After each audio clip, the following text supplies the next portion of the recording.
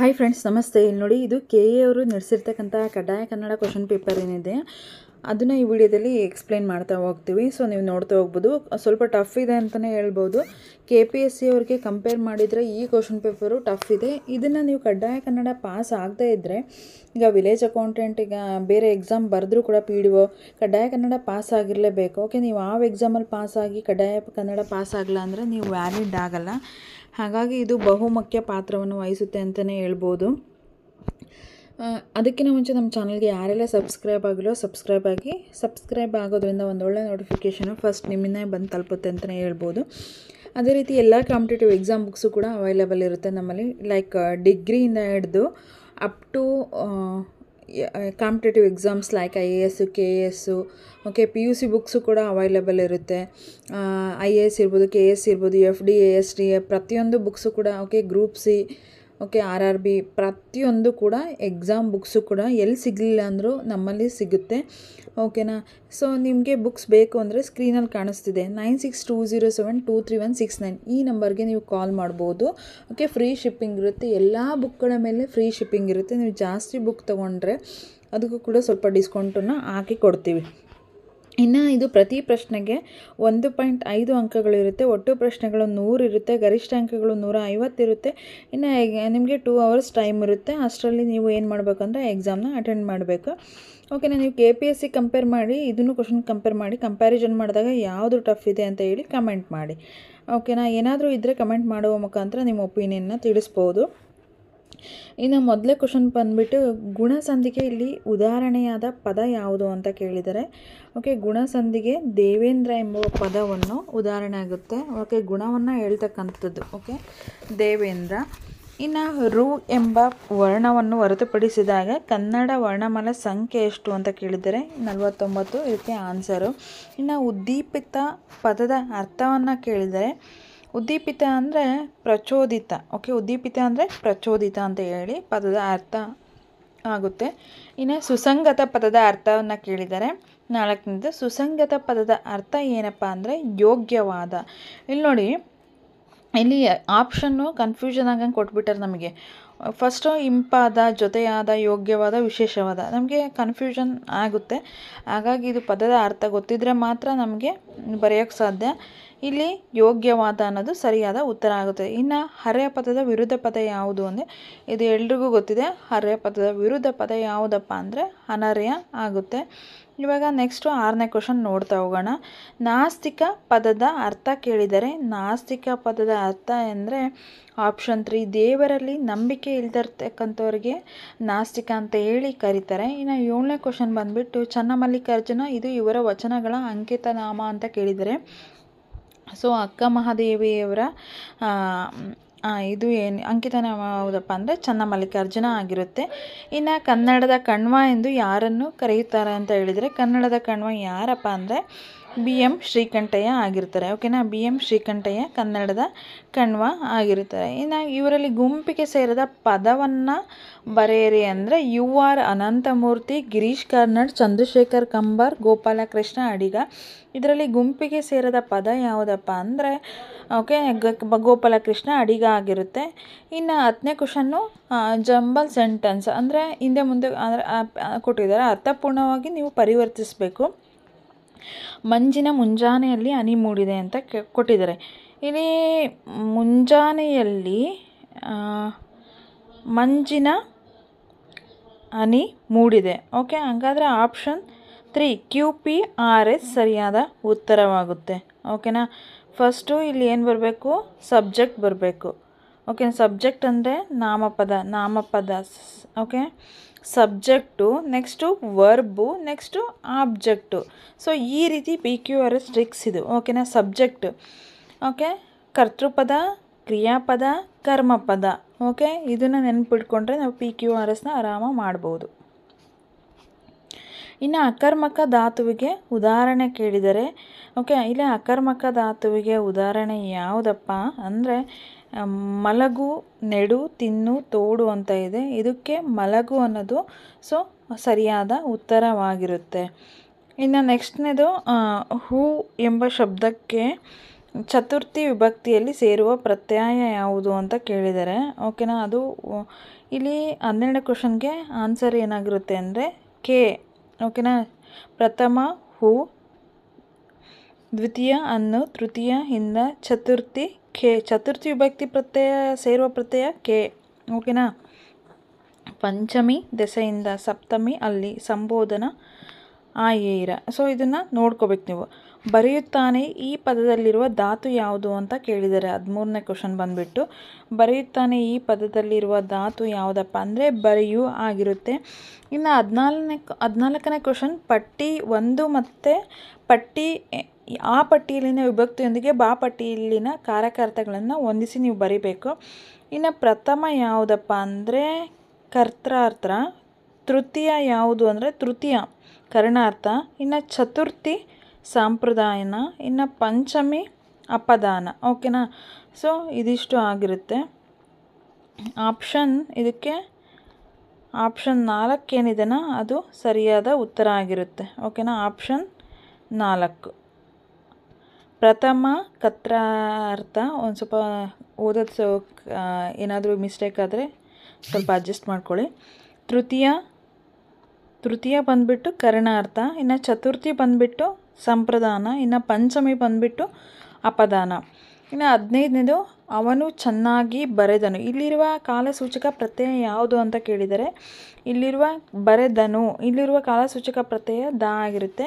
ಇನ್ನು ಆಧಾರ ಪದದ ವಿರುದ್ಧ ಪದ ಯಾವುದು ಅಂತ ಕೇಳಿದರೆ 16ನೇ ಕ್ವಶನ್ನು ನಿರಾಧಾರ. ಆಧಾರ ಪದದ ವಿರುದ್ಧ ಪದ ನಿರಾಧಾರ.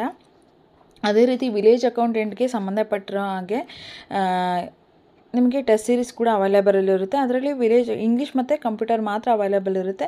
ನೀವು ಬೇಕು ಅಂದರೆ ಬೈ ಮಾಡ್ಬೋದು. ಓಕೆ, ನಿಮ್ಮದು ಎಷ್ಟು ಜ್ಞಾನವನ್ನು ಹೊಂದಿದ್ದೀರಾ ಅಂತ ಹೇಳಿ ಅದ್ರ ಮುಖಾಂತರ ನೀವು ತಿಳ್ಕೊಬೋದು. ಹಾಗಾಗಿ ಟೆಸ್ಟ್ ಸೀರೀಸ್ಗೂ ಕೂಡ ಅಮೌಂಟ್ ಇರುತ್ತೆ. ನೀವು ಅದನ್ನು ಪೇ ಮಾಡಿದರೆ ಥ್ರೂ ವಾಟ್ಸಪ್ ಮುಖಾಂತರನೇ ಕಳಿಸ್ಕೊಡ್ತೀವಿ. ಇನ್ನು 17ನೇ ಕ್ವಶನ್ ನೋಡ್ತಾ ಹೋಗೋಣ. ಓಕೆನಾ, ಕುಟಾರ. ಕುಟಾರ ಪದದ ತದ್ಭವ ರೂಪ ಯಾವುದು ಅಂತ ಕೇಳಿದ್ದಾರೆ. ಓಕೆ, ಇದರ ತದ್ಭವ ರೂಪ ಬಂದುಬಿಟ್ಟು ಕೊಡಲಿ. ಓಕೆನಾ, ಕೊಡಲಿ. ನೋಡಿ, ಗುದ್ದಲಿ ಅಂತ ಕೊಟ್ಟಾರೆ, ಕಟಾರಿ ಅಂತ ಕೊಟ್ಟಾರೆ, ಕಡುಗ ಅಂತ ಕೊಟ್ಟಾರೆ. ಕಡುಗ ಅಂದರೆ ಅದು ಓಕೆ ಇನ್ವ್ಯಾಲಿಡ್ ಅಂತ, ಅದನ್ನು ನಾವು ಡಿಲೀಟ್ ಮಾಡ್ಬೋದು. ಇನ್ನು ಗುದ್ದಲಿ, ಕಟಾರಿ, ಇದರಲ್ಲಿ ಗುದ್ದಲಿ ಮತ್ತು ಕೊಡಲಿಯಲ್ಲಿ ನಮಗೆ ಕನ್ಫ್ಯೂಷನ್ನ ಹುಟ್ಟಿಸಿದ್ದಾರೆ ಅವರು. ಇನ್ನು 18ನೇ ಕ್ವಶನ್ ಬಂದುಬಿಟ್ಟು ಒಂದು ಪದಕ್ಕೆ ಸಮಾನಾರ್ಥಕ ಪದವನ್ನು ಸೂಚಿಸಿ ಬರೆಯುವಾಗ ಬಳಸುವ ಲೇಖನ ಚಿಹ್ನೆ ಯಾವುದು ಅಂತ ಕೇಳಿದ್ದಾರೆ. 18ನೇ ಕ್ವಶನ್ನು ಒಂದು ಪದಕ್ಕೆ ಸಮಾನಾರ್ಥ ಪದವನ್ನು ಸೂಚಿಸಿ ಬರೆಯುವಾಗ ಬಳಸುವ ಲೇಖನ ಚಿಹ್ನೆ ಯಾವುದು ಅಂತ 18ನೇ ಕ್ವಶನ್ನ ಕೇಳಿದ್ದಾರೆ. ಹಾಗಾಗಿ ಇದರಲ್ಲಿ ಯಾವುದಪ್ಪ ಅಂದರೆ ಆಪ್ಷನ್ 3 ಆವರಣ ಚಿಹ್ನೆ ಏನಿದೆಯೋ ಅದು ಸರಿಯಾದ ಉತ್ತರ ಆಗುತ್ತೆ. ಇಸವಾಸ ಪದದ ಗ್ರಾಂಥಿಕ ರೂಪ ಯಾವುದು ಅಂದರೆ ಇಷ್ಟು ದಿವಸನ, ವಿಶ್ವಾಸನ, ಇಲ್ಲಿ ವಾಸನ, ಸಾವಾಸನ. ಅಲ್ಲಿ ಕೊಟ್ಬಿಡ್ತಾರೆ. ಇಸ್ವಾಸ ಅಂದರೆ ವಿಶ್ವಾಸ. ನೀವು ಪ್ರೊನೌನ್ಸ್ ಮಾಡಿದಾಗೆ ಬರುತ್ತೆ. ಹಾಗಾಗಿ ನೀವು ಓದಿನೇ ಆ ವರ್ಡನ್ನ ಪ್ರೊನೌನ್ಸ್ ಮಾಡಬೇಕು. ಓಕೆ, ಆವಾಗ ಕೂಡ ನಿಮಗೆ ಐಡಿಯಾಸ್ ಕೂಡ ಸಿಗುತ್ತಾ ಹೋಗುತ್ತೆ. ಗಾದೆ ಮಾತನ್ನು ಪೂರ್ಣಗೊಳಿಸಿ ಅಂತ ಇದೆ. ದೂರದ ಬೆಟ್ಟ ಕಣ್ಣಿಗೆ ನುಣ್ಣಗೆ. ಓಕೆ, ಇದು ಎಲ್ರಿಗೂ ಕೂಡ ಗೊತ್ತಿರ್ತಕ್ಕಂಥದ್ದು. ಇನ್ನು 21ನೇ ಕ್ವಶನ್ ನೋಡ್ತಾ ಹೋಗೋಣ. 21 ಅಕ್ಕಿ ಮೇಲೆ ಆಸೆ, ನೆಂಟರ ಮೇಲೆ ಪ್ರೀತಿ. ಈ ಗಾದೆ ಮಾತಿನ ಅರ್ಥ ಏನು ಅಂತ ಕೇಳಿದ್ದಾರೆ. ಸೊ ಇದು ಎಲ್ರಿಗೂ ಕೂಡ ಗೊತ್ತು. ಅತಿಯಾದ ಪ್ರೀತಿನ ಅಥವಾ ಮಹಾ ಉದಾರಿನ, ಸರಿಯಾದ ಹಂಚಿಕೆನ, ಜಿಪ್ಪುಣತನ. ಇಲ್ಲಿ ಜಿಪ್ಪುಣತನ ಎನ್ನುವುದನ್ನು ತೋರಿಸುತ್ತೆ. ಓಕೆ, ನಿಮಗೆ ಇನ್ನರ್ ಮೀನಿಂಗ್ ಜಿಪ್ಪುಣತನ ಅಂತ ಹೇಳಿ ಗೊತ್ತಾಗ್ಬಿಡುತ್ತೆ. ಇನ್ನು 22 ಕರ್ಚೀಫ್ ಪದದ ಕನ್ನಡ ರೂಪ ಯಾವುದು ಅಂತ ಕೇಳಿದ್ದಾರೆ. ಕರ್ಚೀಫ್ ಪದದ ಕನ್ನಡ ರೂಪ ಕರವಸ್ತ್ರ. ಓಕೆನಾ, ನೀವು ಈಸಿಯಾಗಿ ಐಡೆಂಟಿಫೈ ಮಾಡ್ಬೋದು. ಪಂಚೆ ಅಲ್ಲ. ಓಕೆನಾ, ಈಸಿಯಾಗಿ ಐಡೆಂಟಿಫೈ ಮಾಡ್ಬೋದು. ನೋಡಿ, ಪಂಚೆನ ಡಿಲೀಟ್ ಮಾಡಿ. ಅಂಗಿ, ಕರ್ಚೀಫ್ ಅಂದರೆ ಅಂಗಿನ ಅಲ್ಲ, ಕರ್ಚೀಫ್ ಅಂದರೆ ಮುಂಡಾಸುನ ಅಲ್ಲ, ಇನ್ನು ಕರವಸ್ತ್ರ. ಈ ರೀತಿಯಾಗಿ ಕೂಡ ನೀವು ಡಿಲೀಟ್ ಮಾಡೋದ್ರ ಮುಖಾಂತರ ಬೇರೆ ಆನ್ಸರ್ನ ನೀವು ಸರ್ಚ್ ಮಾಡ್ಬೋದು. ಇನ್ನು ಯೂನಿವರ್ಸಿಟಿ ಪದದ ಕನ್ನಡ ರೂಪ ಯಾವುದು ಅಂತ ಕೇಳಿದ್ದಾರೆ. ಇಲ್ಲಿ ಯೂನಿವರ್ಸಿಟಿ ಪದದ ಕನ್ನಡ ರೂಪ ಯಾವುದಪ್ಪ ಅಂದರೆ ವಿಶ್ವವಿದ್ಯಾಲಯ. ಆಪ್ಷನ್ 4 ಏನಿದೆ ಇದು ಸರಿಯಾದ ಉತ್ತರ ಆಗುತ್ತೆ. ಇಲ್ಲಿ ಕೇಂದ್ರೀಯ ವಿದ್ಯಾಲಯ ಅದು ತಪ್ಪು, ಶಾಲೆ ತಪ್ಪು, ಕಾಲೇಜು ತಪ್ಪು. ಯೂನಿವರ್ಸಿಟಿ ಅಂದರೆ ವಿಶ್ವವಿದ್ಯಾಲಯ. ನೋಡಿ, ವಿದ್ಯಾಲಯ ಅಂತ ಕೇಂದ್ರೀಯ ನಿಮಗೆ ಕನ್ಫ್ಯೂಷನ್ ಮಾಡೋಕ್ಕೋಸ್ಕರ ಆ ಥರ ಕೊಟ್ಟಿರ್ತಾರೆ. ಇನ್ನೂ 2 ಆನ್ಸರ್ನ ನಾವು ಆರಾಮಾಗಿ ಡಿಲೀಟ್ ಮಾಡ್ಬೋದು. ಇನ್ನು ಅವನು ನಾಳೆ ಬೆಂಗಳೂರಿಗೆ ಹೋಗುವನು ಅಂತ ಕೊಟ್ಟಿದ್ದಾರೆ. ಅವನು ಅಂತ ಕೊಟ್ಟಿದ್ದಾರೆ. ಇಲ್ಲಿ 24ನೇ ಕ್ವಶನ್ನು. ಓಕೆ, ಅವನು ಬಂದುಬಿಟ್ಟು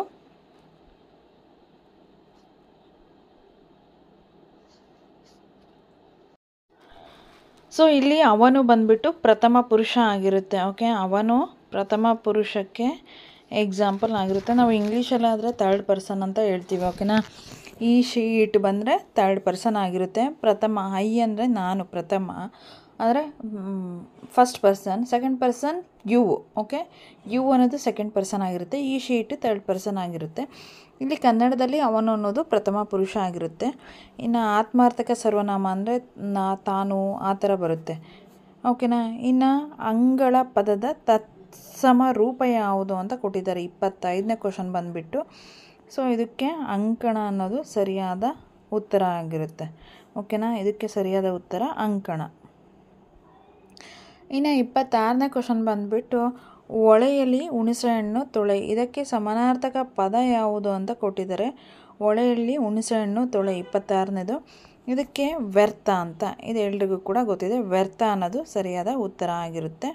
ಇನ್ನು ಕನ್ನಡದಲ್ಲಿ ದೊರೆತಿರುವ ಮೊದಲ ಕಾವ್ಯವೆಂದು ಈ ಕೃತಿಯನ್ನು ಪರಿಗಣಿಸಲಾಗಿದೆ. ಓಕೆ, ಯಾವುದು ಅಂತ ಹೇಳಿ ಕಮೆಂಟ್ ಮಾಡಿ. ಕನ್ನಡದಲ್ಲಿ ದೊರೆತಿರುವ ಮೊದಲ ಕಾವ್ಯ ಯಾವುದು ಅಂದರೆ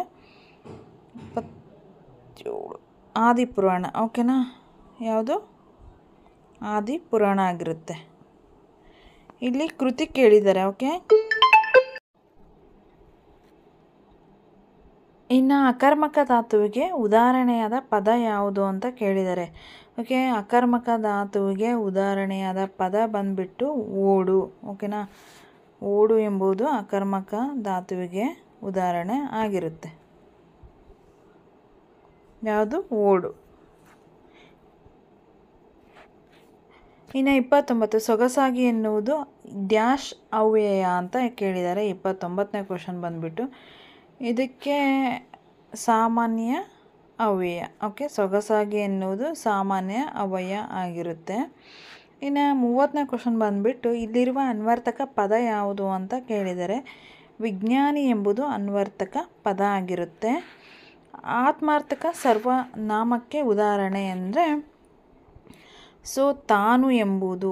ಓಕೆ, ತಾನು ಎಂಬುದು ಆತ್ಮಾರ್ಥಕ ಸರ್ವನಾಮಕ್ಕೆ ಉದಾಹರಣೆ ಆಗಿರುತ್ತೆ. ಇನ್ನು 32ನೇ ಕ್ವಶನ್ನ ನಾವು ನೋಡ್ತಾ ಹೋಗೋಣ. ಇಲ್ಲಿ ಸಪ್ತಮಿ, ಒಂದು ನಿಮಿಷ, ಸಪ್ತಮಿ ವಿಭಕ್ತಿ ಕಾರಕಾರ್ಥ ಯಾವುದು ಅಂತ 32ನೇ ಕ್ವಶನ್ ಕೇಳಿದ್ದಾರೆ. ಸೊ ಇದಕ್ಕೆ ಆಪ್ಷನ್ 4 ಅಧಿಕರಣ ಏನಿದೆನ ಅದು ಸಪ್ತಮಿ ವಿಭಕ್ತಿಗೆ ಕಾರಕಾರ್ಥ ಆಗಿರುತ್ತೆ. ಇನ್ನು ಪೂರ್ವ ಪದ ಸಂಖ್ಯಾವಾಚಕ, ಉತ್ತರ ಪದದ ನಾಮ ಪದದೊಡನೆ ಕೂಡಿ ಆಗುವ ಸಮಾಸ ಯಾವುದು ಅಂತ ಹೇಳಿದರೆ ಪೂರ್ವ ಪದ ಇದ್ದದ್ದು ಸಂಖ್ಯಾವಾಚಕ ಆಗಬೇಕು. ಅದು ದ್ವಿಗು ಸಮಾಸ. ಓಕೆನಾ, ದ್ವಿಗು ಸಮಾಸ ಸಂಖ್ಯಾವಾಚಕ ಮತ್ತು ನಾಮಪದದೊಡನೆ ಕೂಡುತ್ತೆ. ಇನ್ನು ಹೆಜ್ಜೇನು ಆಗಿರುವ ಸಮಾಸ ಯಾವುದು ಅಂತ ಕೇಳಿದರೆ ಹೆಜ್ಜೇನು. 34ನೇ ಕ್ವಶನ್. ಓಕೆ, 3ನೇದು ಕರ್ಮಧಾರೆಯ ಸಮಾಸ. ಓಕೆನಾ, ಹೆಜ್ಜೇನು ಎಂಬುದು ಕರ್ಮಧಾರೆಯ ಸಮಾಸಕ್ಕೆ ಉದಾಹರಣೆ ಆಗಿರುತ್ತೆ. ಇನ್ನು 35ನೇ ಕ್ವಶನ್ ಬಂದುಬಿಟ್ಟು ಸನ್ಮಾನ ಪದ. ಸ್ವಲ್ಪ ಫಾಸ್ಟಾಗಿ ಹೋಗೋಣ. ಓಕೆ, ಸನ್ಮಾನ ಪದವು ಯಾವ ಸಂಧಿಗೆ ಉದಾಹರಣೆ ಆಗಿರುತ್ತೆ? ಇಲ್ಲಿ ಸನ್ಮಾನ ಅನುನಾಸಿಕ. ಓಕೆ, ನಾವತ್ತಿದೆ ಅನುನಾಸಿಕ ಸಂಧಿಗೆ ಉದಾಹರಣೆ ಆಗುತ್ತೆ.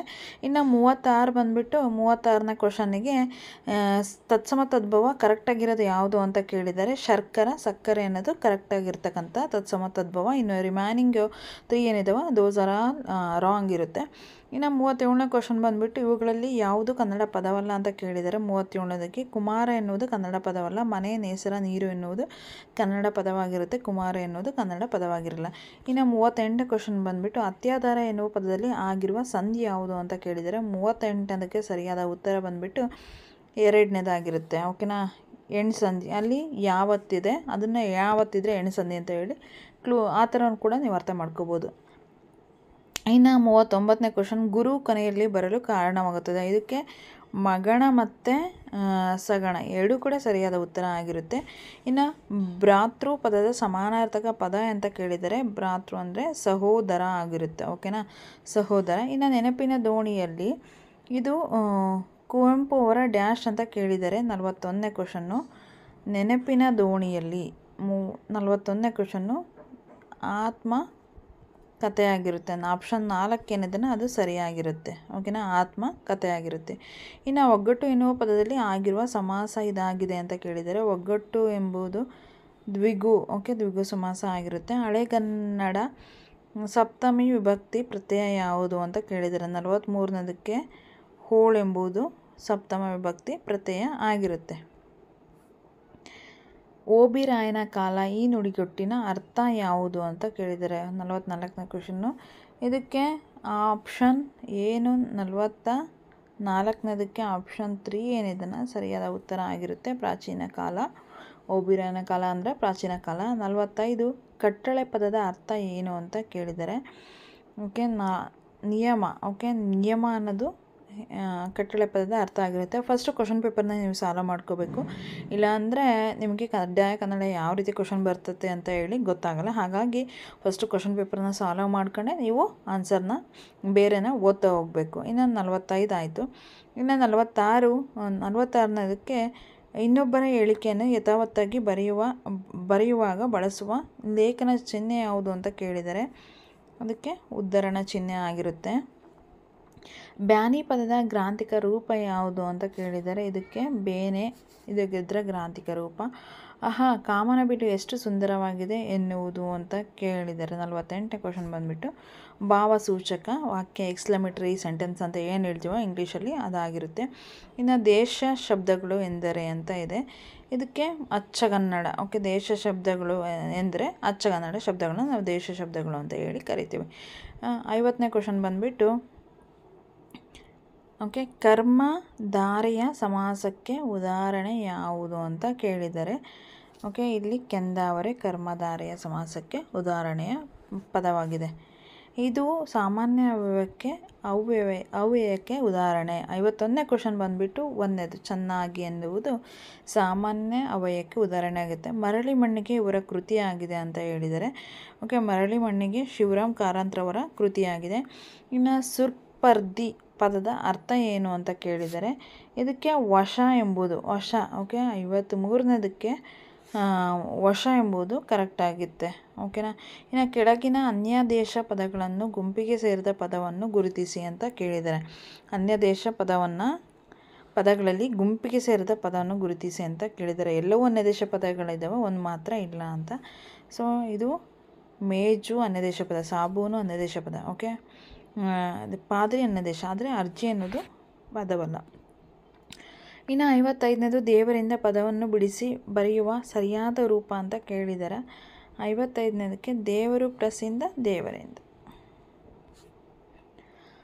ಇನ್ನು 56 ಕರ್ನಾಟಕದಲ್ಲಿ ದೊರೆತಿರುವ ಅಶೋಕನ ಶಾಸನಗಳು ಯಾವ ಲಿಪಿಯಲ್ಲಿವೆ ಅಂತ ಕೇಳಿದರೆ 56ನೇದಕ್ಕೆ ಬ್ರಾಹ್ಮಿ ಲಿಪಿ ಮತ್ತು ಖರೋಷ್ಠಿ ಲಿಪಿ. ಆಪ್ಷನ್ 4 ಏನಿದೆಯೋ ಅದು ಸರಿಯಾದ ಉತ್ತರ.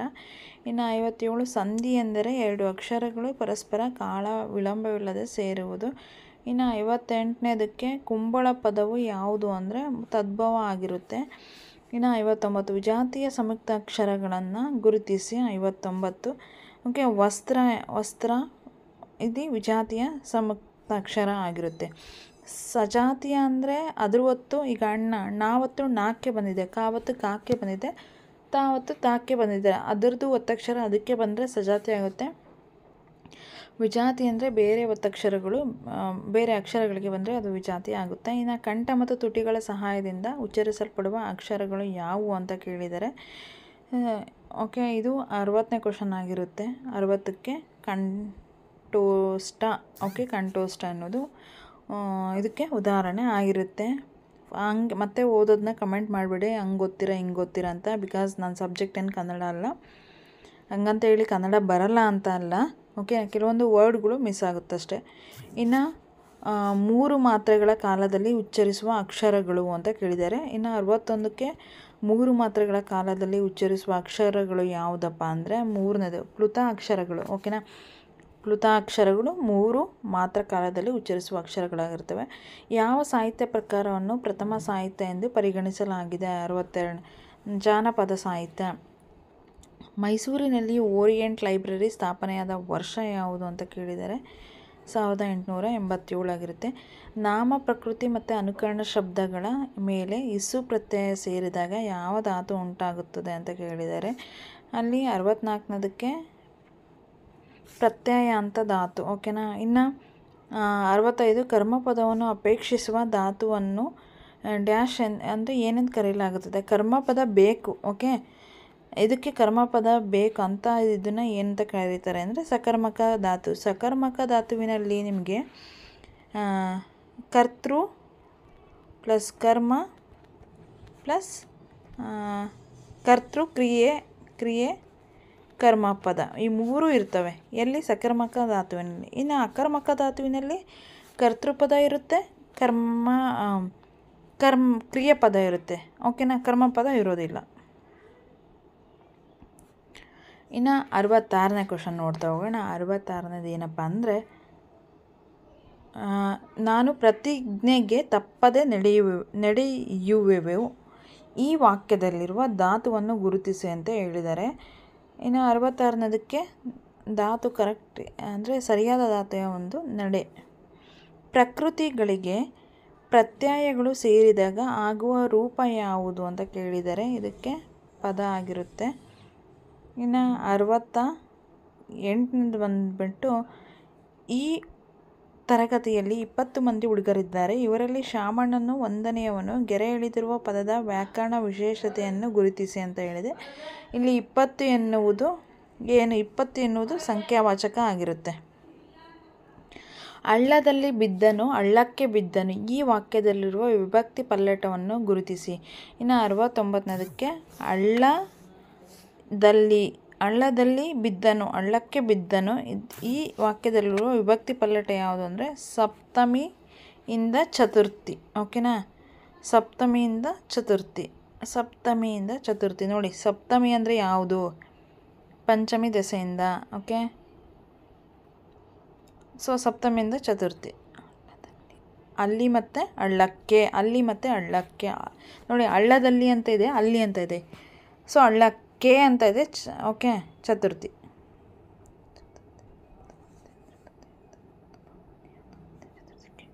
ನಿತ್ಯ ನಪುಂಸಕ ಲಿಂಗಕ್ಕೆ ಕೊಟ್ಟಿರುವ ಆಯ್ಕೆಯನ್ನು ಗುರುತಿಸಿ ಅಂತ ಹೇಳಿದರೆ 70ನೇ ಕ್ವಶನ್ ಬಂದುಬಿಟ್ಟು, ಇದು ಆನ್ಸರ್ ಬಂದುಬಿಟ್ಟು ಶಿಶು ಅಂದರೆ ಗಂಡು ಆಗಿರ್ಬೋದು ಅಥವಾ ಹೆಣ್ಣು ಆಗಿರ್ಬೋದು. ಇಲ್ಲಿ ಹುಡುಗಿ ಅಂತ ಕೊಟ್ಟರೆ ಹುಡುಗಿ ಅಂದರೆ ಗೊತ್ತಾಗ್ಬಿಡುತ್ತೆ. ಓಕೆನಾ? ಶಿಶು ಅಂದರೆ ಗಂಡು ಆಗಿರ್ಬೋದು ಅಥವಾ ಹೆಣ್ಣು ಆಗಿರ್ಬೋದು. ಇದು ನಿತ್ಯ ನಪುಂಸಕ ಲಿಂಗ ಆಗಿರುತ್ತೆ. ಓಕೆನಾ?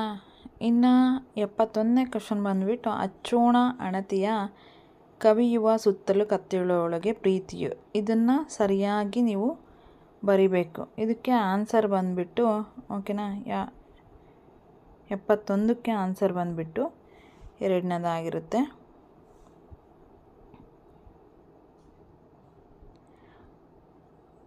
ಸುತ್ತಲೂ ಕವಿಯುವ ಕತ್ತಲೆಯೊಳಗೆ ಪ್ರೀತಿಯ ಅಣತೆಯ ಅಚ್ಚೋಣ. ಓಕೆನಾ? ಇನ್ನು 72ನೇದಕ್ಕೆ ಅನುನಾಸಿಕ ಸಂಧಿಗೆ ಉದಾಹರಣೆ ಯಾವುದು ಅಂತ ಕೇಳಿದ್ದಾರೆ. 72ನೇದು ಇದಕ್ಕೆ ಅನುನಾಸಿಕ ಸಂಧಿಗೆ ಉದಾಹರಣೆ ವಾಗ್ಮಯ ಆಗಿರುತ್ತೆ. ಇನ್ನು ನೇಯ್ದ ವಸ್ತ್ರ ಇದು ಈ ಸಮಾಸಕ್ಕೆ ಉದಾಹರಣೆ. 73ನೇದು ಏನು? ನೇಯ್ದ ವಸ್ತ್ರ. ಇದಕ್ಕೆ ನೇಯ್ದ ವಸ್ತ್ರ ಇದು ಗಮಕ ಸಮಾಸ ಆಗಿರುತ್ತೆ. ಇನ್ನು 74ನೇದಕ್ಕೆ ಏನಪ್ಪ ಅಂದರೆ, ಸಾವಿತ್ರಿಯು ಈ ಪದವು ವಿಭಕ್ತಿಗೆ ಸೇರಿದೆ. ನೋಡಿ, ಪ್ರಥಮ ದ್ವಿತೀಯ ತೃತೀಯ ಅವನ್ನೆಲ್ಲ ನೀವು ಚೆನ್ನಾಗಿ ಓದ್ಕೋಬೇಕು. ಅದ್ರ ಮೇಲೆ ಕ್ವಶನ್ ಬಂದೇ ಬರುತ್ತೆ. ಓಕೆನಾ? ಸೊ ಹಾಗಾಗಿ ನೀಟಾಗಿ ಓದ್ಕೊಂಡು ಹೋಗಿ ಅಂತಲೇ ಹೇಳ್ತೀನಿ. ಇನ್ನು 74ನೇದಕ್ಕೂ ಕೂಡ ಸಾವಿತ್ರಿಯು ಯೂ ಅಂತ ಬರುತ್ತೆ. ಓಕೆನಾ? ಯೂ ಅಂತ ಬಂದಾಗ ಅಲ್ಲಿ ಹೂ ಬರುತ್ತೆ. ಹಾಗಾಗಿ ಇದಕ್ಕೆ ಪ್ರಥಮ ವಿಭಕ್ತಿ ಆಗಿರುತ್ತೆ. ಕೆಳಗಿನವುಗಳಲ್ಲಿ ಅಂಶಿ ಸಮಾಸಕ್ಕೆ ಉದಾಹರಣೆಯಾದ ಪದ ಯಾವುದು ಅಂತ ಕೇಳಿದರೆ 75ನೇದಕ್ಕೆ ಅಂಶಿ ಸಮಾಸ ಅಂದರೆ ಕಡೆಗಣ್ಣು. ಇದು ಅಂಶಿ ಸಮಾಸಕ್ಕೆ ಉದಾಹರಣೆ ಆಗಿರುತ್ತೆ. ವಂದಿಸಿ ಬರೆಯಿರಿ ಅಂತ ಕೊಟ್ಟಿದ್ದಾರೆ. ಇಲ್ಲಿ ಭಾವಸೂಚಕ ಅವ್ಯಯ ಯಾವುದು ಅಂತ ಕೇಳಿದ್ದಾರೆ. ಯಾವುದು? 76ನೇದಕ್ಕಲ್ವ? 76ನೇದಕ್ಕೆ ಆಪ್ಷನ್ ಬಂದುಬಿಟ್ಟು 3ನೇದು. ಭಾವಸೂಚಕ ಅವ್ಯಯ ಯಾವುದು ಅಂದರೆ ಹಬ್ಬ. ಓಕೆ, ಹಬ್ಬ, ಹಾವು ಬಂತು, ಹಬ್ಬ, ಆ ಥರ ಅಂದರೆ ಸಡನ್ ಫೀಲಿಂಗ್ಸು. ಓಕೆ, ಸಡನ್ನಾಗಿ ನಿಮಗೆ ಒಂಥರ ಆಶ್ಚರ್ಯ ಆಗೋದಂಗೆ ಇರೋದನ್ನ ನಾವು ಭಾವಸೂಚಕ ಅವ್ಯಯ ಅಂತ ಹೇಳ್ತೀವಿ. ಇನ್ನು ಕೃದಂತ ಅವ್ಯಯ ಅಂತ ಕೊಟ್ಟಿದ್ದಾರೆ. ಇಲ್ಲಿ 2ನೇದಕ್ಕೆ ಇರಲಾಗಿ ಆಗಿರುತ್ತೆ. ತದ್ದಿತಾಂತ ಅವ್ಯಯ ಅಂತ ಕೊಟ್ಟಿದ್ದಾರೆ. ಅದಕ್ಕೆ ತನಕ. ಇನ್ನು ಆವರಣ ಅವಧಾರಣಾರ್ಥಕ ಅಂತ ಕೊಟ್ಟಿದ್ದಾರೆ, ಅದಕ್ಕೆ 4ನೇದು ಓಕೆನಾ, 2ನೇದಾಗಿರುತ್ತೆ ನಾನೇ ಅಂತ ಆಗಿರುತ್ತೆ. ಇನ್ನು ಅರ್ಥಪೂರ್ಣ ವಾಕ್ಯವನ್ನು ರಚಿಸಿರಿ ಅಂತ ಇದೆ. ಮನಸ್ಸು ಸ್ವೇಚ್ಛಾಚಾರಿಯಾಗಿ ಬಂದಂಥ ಸ್ಥಿತಿವಂತನು ಅಲಿಯುವಷ್ಟು ನಾನಲ್ಲ ಅಂತ ಇದೆ. ಇದಕ್ಕೆ 77ನೇದಕ್ಕೆ ಆನ್ಸರ್ ಏನಪ್ಪ ಅಂದರೆ 3ನೇದು, ಮನಸ್ಸು ಬಂದತ್ತ ಸ್ವೇಚ್ಛಾಚಾರಿಯಾಗಿ ಅಲಿಯುವಷ್ಟು ಸ್ಥಿತಿವಂತನು ನಾನಲ್ಲ. 78ನೇದು ಏನಿದೆ ಅಂದರೆ ಕ್ವಶನ್ನು, ಪಾರಿಭಾಷಿಕ ಪದಗಳನ್ನು ಬಳಸುವಾಗ ಅನ್ಯ ಭಾಷೆಯ ಪದಗಳನ್ನು ಬಳಸುವಾಗ ಪ್ರಮುಖ ಪದಗಳನ್ನು ಸೂಚಿಸುವ ಈ ಚಿಹ್ನೆಗಳನ್ನು ಬಳಸಲಾಗುತ್ತದೆ ಅಂತ ಕೇಳಿದರೆ ಇದಕ್ಕೆ ವಾಕ್ಯ ವೇಷ್ಟನ ಚಿಹ್ನೆ. ಚಣ ಪದದ ತತ್ಸಮ ರೂಪ ಯಾವುದು ಅಂತ ಕೇಳಿದರೆ 79ನೇ ಕ್ವಶನ್ ಬಂದುಬಿಟ್ಟು, ಹಾಗಾಗಿ ಇದಕ್ಕೆ ಆಪ್ಷನ್ 3 ಏನಿದೆನಾ ಚಣ ಪದದ ತತ್ಸಮ ರೂಪ ಕ್ಷಣ ಆಗಿರುತ್ತೆ. ಇನ್ನು 80ನೇದು ಚಳ್ಳೆಹಣ್ಣು ತಿನಿಸು ಈ ನುಡಿಗಟ್ಟಿನ ಅರ್ಥ. ಓಕೆ, ಎಲ್ರಿಗೂ ಕೂಡ ಗೊತ್ತಿದೆ ಯಾವುದು 80ನೇ ಕ್ವಶನ್ ಅಲ್ವಾ. 80ನೇ ಕ್ವಶನ್ ಚಳ್ಳೆಹಣ್ಣು ತಿನಿಸು ಅಂದರೆ ಏನು ಅಂತ ಹೇಳಿ ಸೊ ನೀವೇ ಗೆಸ್ ಮಾಡ್ಬೋದು. ಓಕೆನಾ, ಮೋಸ ಮಾಡಿ ಹೋಗು. ಇನ್ನು 71ನೇ ಕ್ವಶನಿಗೆ ಪದದ ಗ್ರಾಂಥಿಕ ರೂಪ ಕೇಳಿದರೆ ಇದಕ್ಕೆ ಏನಪ್ಪ ಅಂದರೆ 81ಕ್ಕೆ ಸೊ ಇದಕ್ಕೆ ಮನೆಯಲ್ಲಿನ, ಮನೆಯಾಗಿನ ಅಂದರೆ ಮನೆಯಲ್ಲಿನ. 82 ಅಡಿಗೆರೆ ಎಳೆದ ಪದದ ಸರಿಯಾದ ರೂಪ ಯಾವುದು ಅಂದರೆ ಅಲ್ಲಿ ಅವರು ದಿನನಿತ್ಯ ಸಂಧ್ಯಾ ವಂದನೆಗಳನ್ನು ಮಾಡುತ್ತಿದ್ದಾರೆ. ಇದು 82ನೇ ಕ್ವಶನ್ನಿಗೆ ಆಪ್ಷನ್ 1 ಸಂಧ್ಯಾ ವಂದನೆಗಳನ್ನು ಅಂದರೆ ಸಂಧ್ಯಾ ವಂದನೆಗಳು ನೋಡಿ, ಇದು ಕರೆಕ್ಟ್ ಆಗುತ್ತೆ. ಓಕೆನಾ. ಇನ್ನು ಅತ್ತಣಿಯಂ ಹಾಗಾದರೆ 83ನೇದಕ್ಕೆ ಯಾವುದು ಅಂದರೆ 1ನೇದು ದೆಸೆಯಿಂದ. ಅತ್ತಣಿಯಂ ಅಂದರೆ ಇದು ಹಳೆಗನ್ನಡ ರೂಪವನ್ನು, ಅದನ್ನು ಕೂಡ ನೀವು ನೋಡ್ಕೋಬೇಕು. ಎರಡನ್ನೂ ಕೂಡ ನೋಡ್ಕೊಂಡೋಗಿ 10 ಮಾರ್ಕ್ಸ್ ಬರೋದ್ರಲ್ಲಿ ಯಾವುದೇ ರೀತಿಯ ಡೌಟ್ ಇಲ್ಲ ಅಂತಲೇ ಹೇಳ್ಬೋದು. ಗಾದೆಯನ್ನು ಪೂರ್ಣಗೊಳಿಸಿ ಬರುವುದು ಕಡಿಮೆ ಆದರೂ ಓಕೆ ತೆರವುದು ತಪ್ಪಲಿಲ್ಲ. ಅಡಿಗೆರೆ ಎಳೆದ 85ನೇದು ಅಡಿಗೆರೆ ಎಳೆದ ಪದದ ವಚನ ಪಲ್ಲಟಕ್ಕೆ ಸರಿಯಾದ ವಚನ ಗುರುತಿಸಿ ಅಂತ ಕೇಳಿದರೆ 85ನೇದಕ್ಕೆ 1ನೇದು ಎಲ್ಲ ಶಿಕ್ಷಣ ರಂಗದಲ್ಲೂ ಬದಲಾವಣೆ, ಎಲ್ಲ ರಂಗಗಳಲ್ಲೂ ಅಂತ ಇದಕ್ಕೆ ಆನ್ಸರು ಸರಿಯಾದ ಉತ್ತರ ಆಗಿರುತ್ತೆ.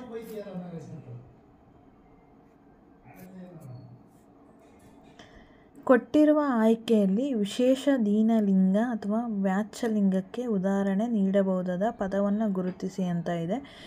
ಇದಕ್ಕೆ ಆನ್ಸರ್ ಏನಿದೆ ಅಂದರೆ ನಾನು ದೊಡ್ಡವಳು. ಓಕೆ, ನಾನು ದೊಡ್ಡವಳು ಇದಕ್ಕೆ ಸರಿಯಾದ ಉತ್ತರ ಆಗಿರುತ್ತೆ. ಕೊಟ್ಟಿರುವ ಆಯ್ಕೆಯಲ್ಲಿ ವಿಶೇಷ ದೀನಲಿಂಗ ಅಥವಾ ವಾಚ್ಯಲಿಂಗಕ್ಕೆ ಉದಾಹರಣೆ ಅಂತೆ. ಇನ್ನು ಪಂಪ ಪ್ರಶಸ್ತಿ ವಿಜೇತರನ್ನು ಕಾಲಾನುಕ್ರಮದಲ್ಲಿ ಗುರುತಿಸಿ ಅಂತ ಕೇಳಿದ್ದಾರೆ. ಇದು ಇಂಪಾರ್ಟೆಂಟ್ ಕ್ವಶನ್ನು, ಈ ಸಲನೂ ಕೂಡ ಕೇಳೋ ಚಾನ್ಸಸ್ಸು ತುಂಬ ಇದೆ. 87ನೇದಕ್ಕೆ 2ನೇದು ಏನಿದೆನೋ ಅದು ಸರಿಯಾದ ಉತ್ತರ ABCD. ಓಕೆನಾ. ಕುವೆಂಪು, ತೀನಂಶ್ರೀ, ಶಿವರಾಮ್ ಕಾರಂತ್, ಓಕೆ ನರಸಿಂಹಾಚಾರ್.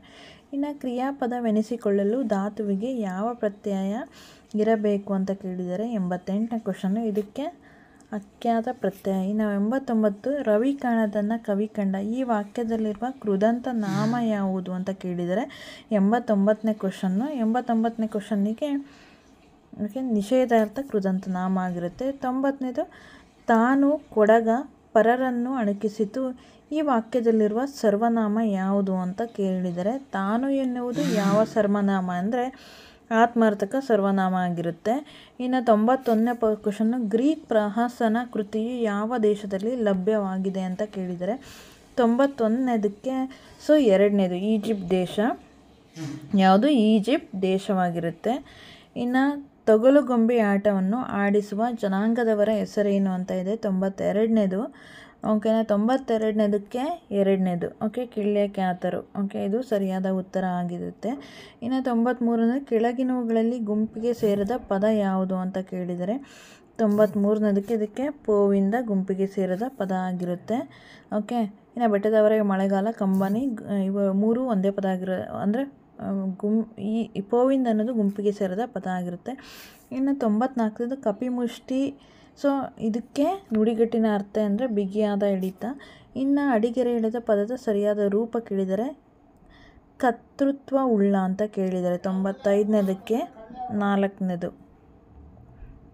ಇನ್ನು 94ನೇದು ಗೀಜನ ಗೂಡು ತೊಟ್ಟಲಿನಂತೆ ತೂಗುತ್ತಿದೆ, ಈ ಅಲಂಕಾರದಲ್ಲಿರುವ ಉಪನಾಮ ಯಾವುದು ಅಂತ ಕೇಳಿದರೆ 96ನೇದು. ಇದಕ್ಕೆ ಆಪ್ಷನ್ ಬಂದುಬಿಟ್ಟು ತೊಟ್ಟಿಲು. ಓಕೆನಾ, ಗೀಜಗನ ಗೂಡು ತೊಟ್ಟಿಲಿನಂತೆ ತೂಗುತ್ತಿದೆ, ಇದಕ್ಕೆ ಆಪ್ಷನ್ ಬಂದುಬಿಟ್ಟು 96ನೇದಕ್ಕೆ 3 ಆಗುತ್ತೆ. ಈ ಕೆಳಗೆ ಅಡಿಗೆರೆ ಎಳೆದ ಪದ ಯಾವ ಅವ್ಯಯವಾಗಿದೆ ಅಂತ ಕೇಳಿದರೆ 97ನೇದಕ್ಕೆ ಆವರಣಾರ್ಥ ಅವ್ಯಯ.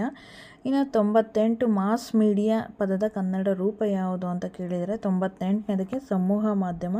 ಇನ್ನು 99 ಕೆಳಗಿನವುಗಳು ಯಾವುದು ಗುಂಪಿಗೆ ಸೇರದ ಪದ ಅಂತ ಕೇಳಿದರೆ 99ನೇದಕ್ಕೆ ತನುಜೆ ಗುಂಪಿಗೆ ಸೇರದ ಪದ ಆಗಿರುತ್ತೆ. ಇನ್ನು ಬಿಸಿಲು ದುರ್ಗೆ ಪದದ ಅರ್ಥ ಯಾವುದು ಅಂತ ಕೇಳಿದರೆ 100ನೇದಕ್ಕೆ ಭ್ರಮೆ. ಓಕೆನಾ, ಏನಾದರೂ ಓದೋದ್ರಲ್ಲಿ ಮಿಸ್ಟೇಕ್ಸ್ ಇದ್ದರೆ ಕ್ಷಮಿಸಿ ಅಂತ ಹೇಳ್ತಾ, ಈ ವಿಡಿಯೋ ಯೂಸ್ಫುಲ್ ಆಗಿದ್ದರೆ ಎಲ್ಲರಿಗೂ ಕೂಡ ಒಂದು ಲೈಕ್ ಕೊಡಿ. ಅದೇ ರೀತಿ ಎಲ್ಲ ಕಾಂಪಿಟೇಟಿವ್ ಎಕ್ಸಾಮ್ ಬುಕ್ಸು ಕೂಡ ಅವೈಲೇಬಲ್ ಇರುತ್ತೆ. ಸೊ ಎಲ್ಲ ಬುಕ್ಸು ಕೂಡ ನಿಮಗೆ ಬೇಕಾದರೆ ಪರ್ಚೇಸ್ ಮಾಡ್ಬೋದು. ಫ್ರೀ ಶಿಪ್ಪಿಂಗ್ ಇರುತ್ತೆ. ಟೆಸ್ಟ್ ಸೀರೀಸ್ ಕೂಡ ಅವೈಲೇಬಲ್ ಇರುತ್ತೆ. ನಮ್ಮ ಚಾನಲ್ಗೆ ಯಾರೆಲ್ಲ ಸಬ್ಸ್ಕ್ರೈಬ್ ಆಗಿಲ್ಲ ಸಬ್ಸ್ಕ್ರೈಬ್ ಆಗಿ. Thanks for watching. Bye, take care. ಏನಾದರೂ ಇದ್ದರೆ ಕಮೆಂಟ್ ಮಾಡಿ, ಕಮೆಂಟ್ ಮುಖಾಂತರ ತಿಳಿಸ್ಕೊಡಿ ಎಲ್ಲದನ್ನು.